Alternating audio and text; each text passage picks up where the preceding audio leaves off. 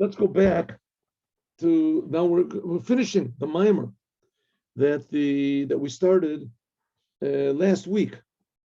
Last week, if you remember, it was it was very short, the Mimor, and we brought the Mimor that we did last year.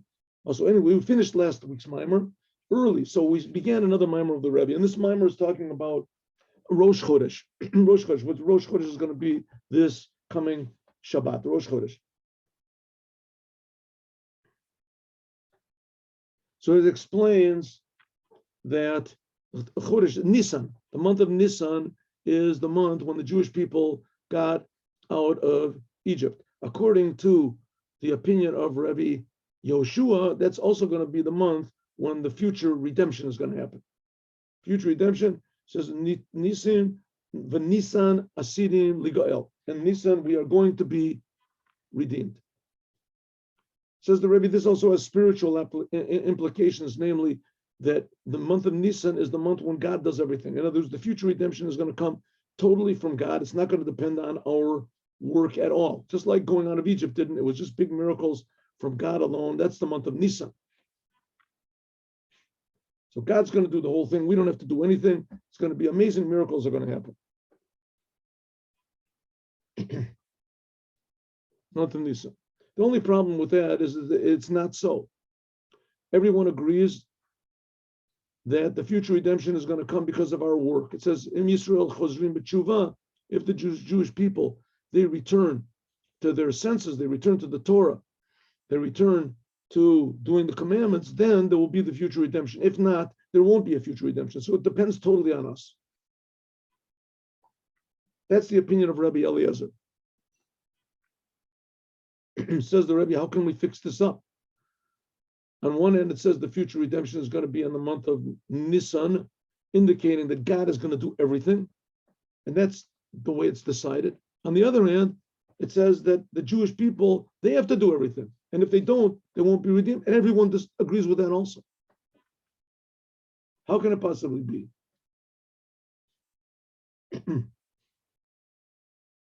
So the Rebbe says that, in fact, there's going to be some sort of a unification of our work and God's miracles. God is going to put his miracles into our work. Somehow or other, it's going to be that all the deeds that we do now in the time of exile have the power of miracles.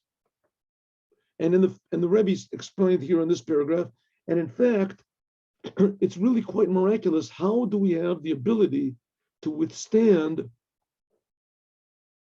the difficulties and temptations and influences and negative forces that are in act now and still serve God? And the Rebbe brings an example, perhaps one of the most discouraging factors of the exile are when people scoff at us, or we think people will.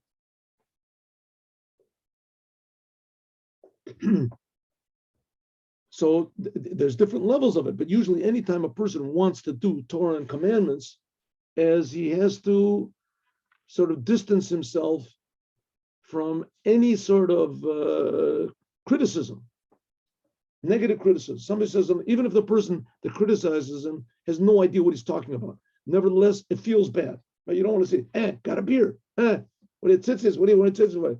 You got to get away from people like that, because it's very hard to take it.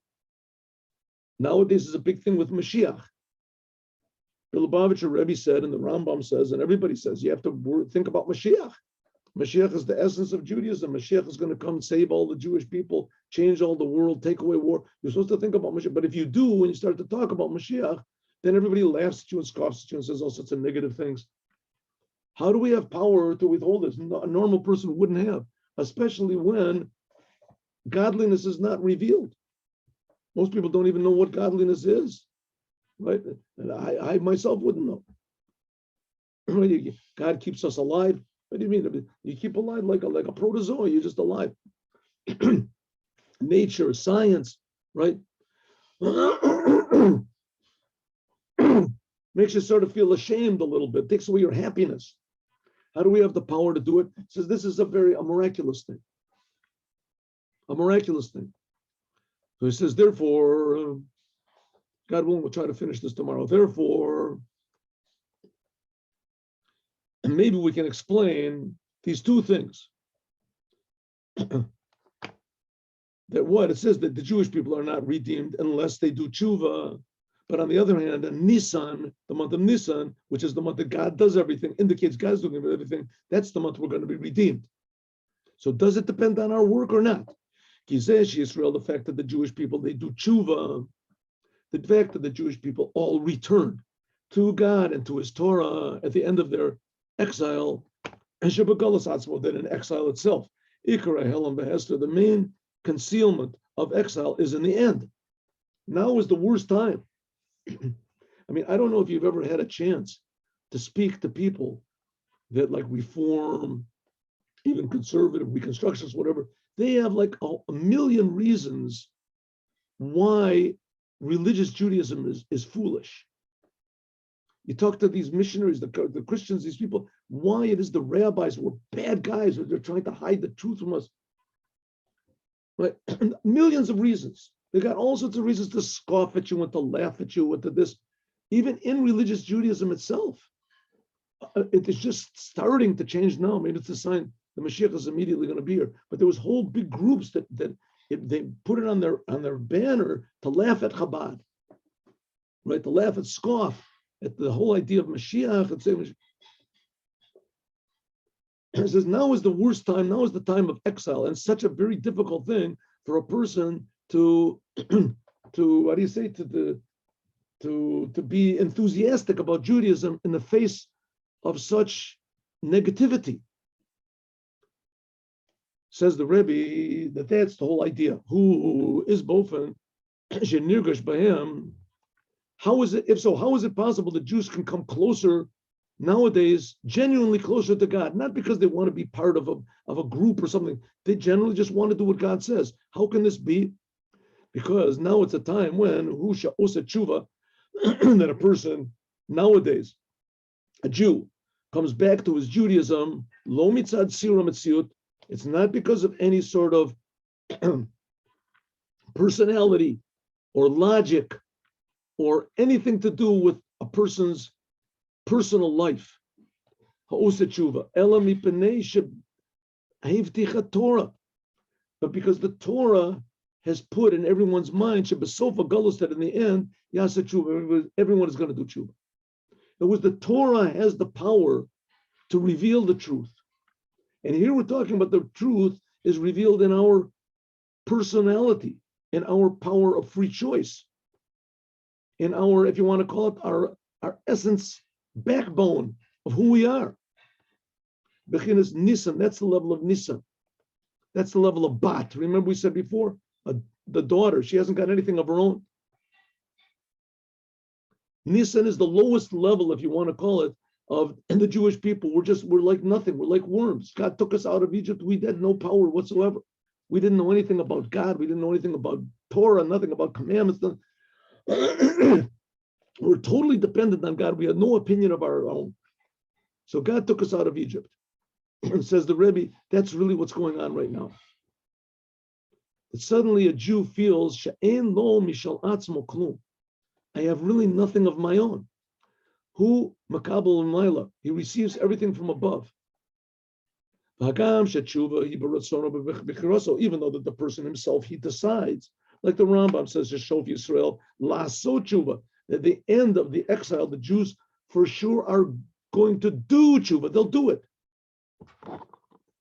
Excuse me. Asiyah v'avoda. It's going to be work. The Jewish people are going to work, and they will change themselves. And the Jewish people. The lokit aru tshuva, not like tshuva that comes from announcing from above. It says sometimes a person, it says that there's these spiritual announcements that come, and they say, do tshuva, repent, and a person suddenly gets shaky. No, in the future it's going to be that we're going to do it from our own free, happy will. But I see at the tshuva, the fact that Jewish people will return to God, shebesofa galud, at the end of exile, lo mitzad sira shalem. It won't be because any sort of personal or logical considerations. But because Torah said that for sure it's going to be Shiasa Tshuva, that they will do Tshuva.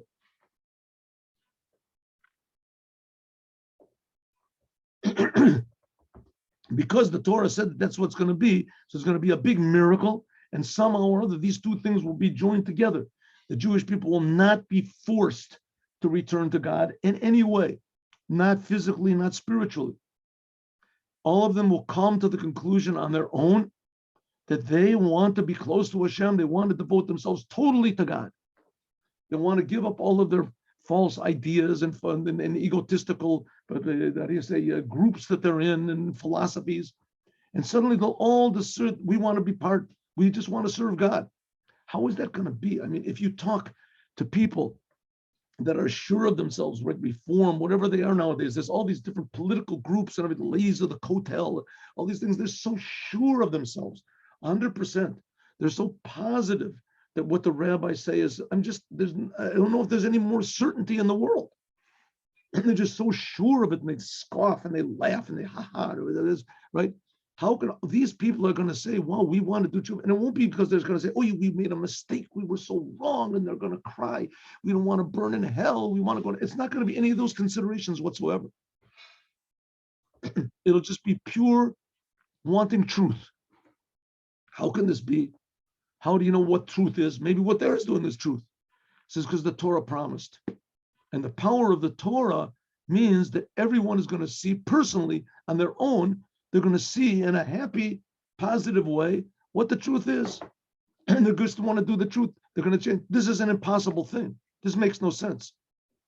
That we're going to still retain our power of free will 100%, but also 100% we're going to choose the right thing.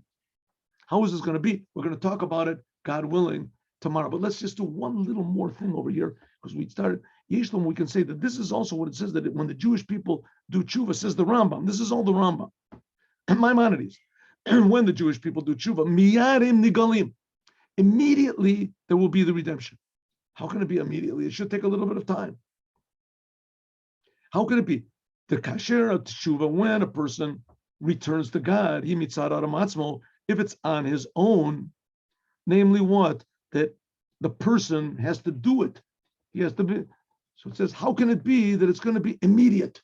Immediately, all of a sudden, there's going to be the future redemption. How is this going to be? We're going to see, God willing, tomorrow. Tomorrow, God willing, we'll finish this beautiful Mimor of the Rebbe. Maybe, let's see, maybe we can we do a little more? I don't know. Last time I changed the page as it disappeared. Can we do this? Let's see.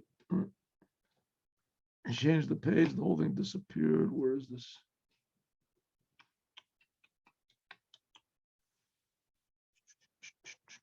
Oh.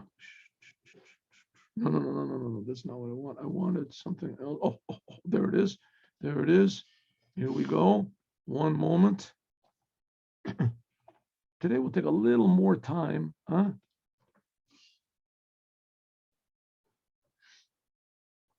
Little more time. Here we go. Make it a little bigger. Oh.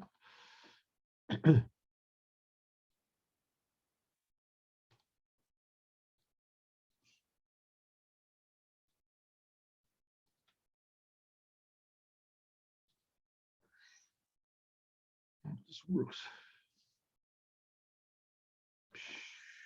What happened? Let's see. When it says tshuva, even if a person does tshuva, he returns to God, right? So he returns to God, even if it's a way of jumping. Nevertheless, he's supposed to say to Hadraga. There has to be some sort of order. Everything in the world is in order. Since a person who mugbar, a person is limited. So how can it be that if all the Jewish people, they return to God, immediately there's going to be a redemption? Immediately, even if a person decides he wants to jump out of what he was before, it says a person could do tshuva in one instant.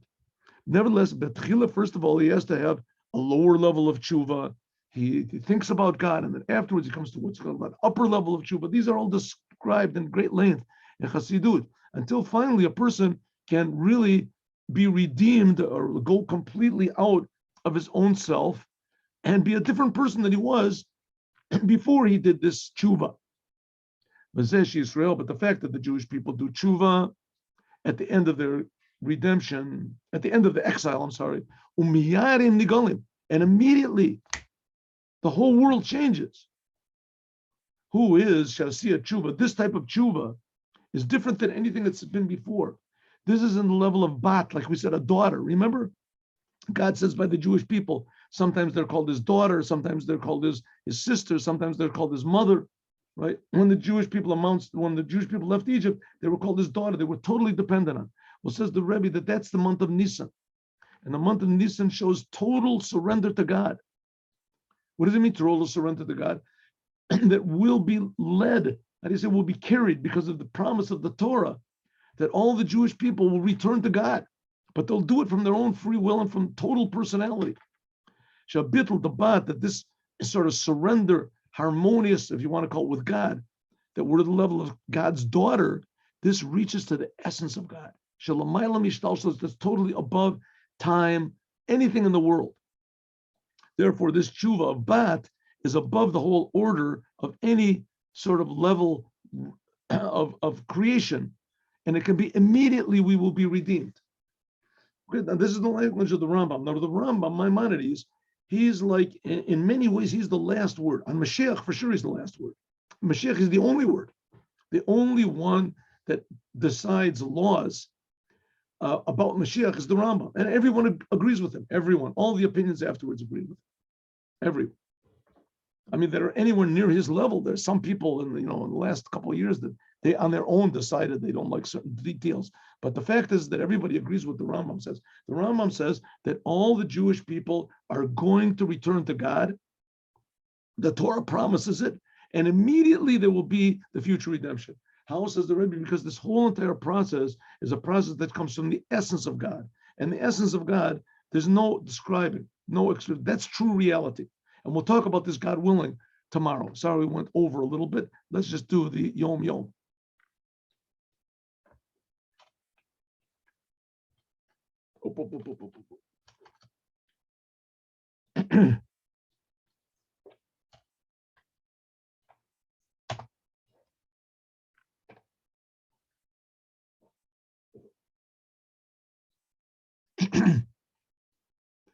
When saying Anabakoach, all right, we say this several times in our davening. There's like 39 words, 49 words there. It says we look at the, we either look at or we picture the divine names which are written over there, but you don't pronounce them. Written next to these, to the this little poem that says Anabakoach, there are names of God made for the first letters over there. It says, don't say them, just look at them. Okay, let's talk about this, God willing. 3:00 today, we'll have a class in the Torah portion, Parshas Mitzor, Tazria, with commentary. Please be with us 3:00 today in the afternoon. See you all with Mashiach now.